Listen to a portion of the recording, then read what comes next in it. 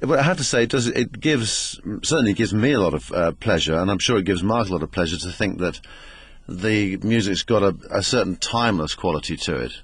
And this is, I mean, I look at music like that myself. When I'm listening to music at home, I tend to look at things from a point of view of, quality. Will it last? The sort of the amount of times I'm going to listen to it. I keep coming back to the same things, and I think this happens with the Straits stuff as well to a certain degree.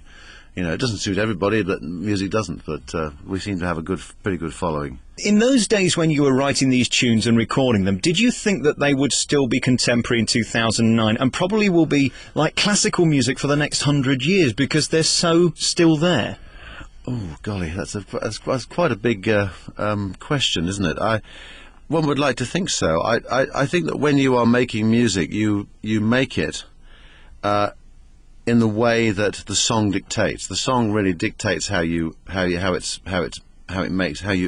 it, and with something like, we talked a little bit earlier about Telegraph Road, for instance. I mean, that's a story in itself. It's got a whole historical context with this particular road. I think it's in Detroit. I think it's up in the north of America, and it's really telling a story about something. So you can't really tell a story in a short period of time when it's got this kind of depth to it. And that's probably the reason why Telegraph Road is 12 minutes long, or whatever it is.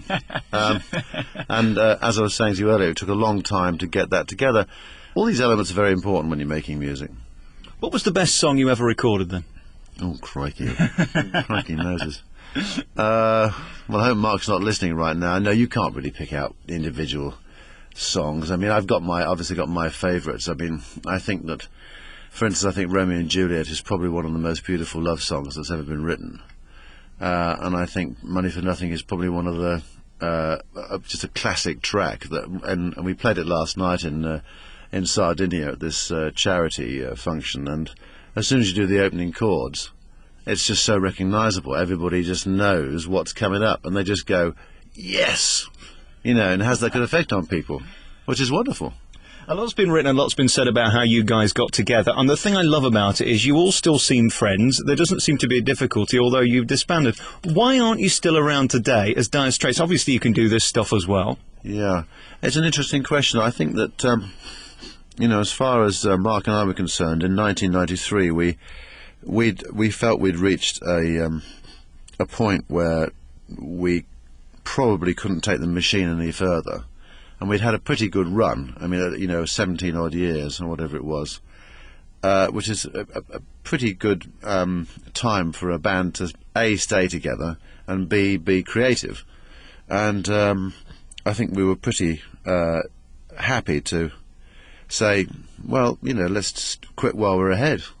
And I think that's probably the reason why we stayed friends. Did that ever bother you that Mark took all the glory?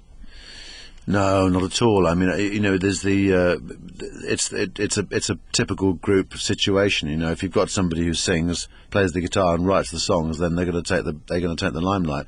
And I think initially he was quite reluctant to do that. He wasn't comfortable with it, but then he found a way of dealing with it, and dealt with it extremely well, and would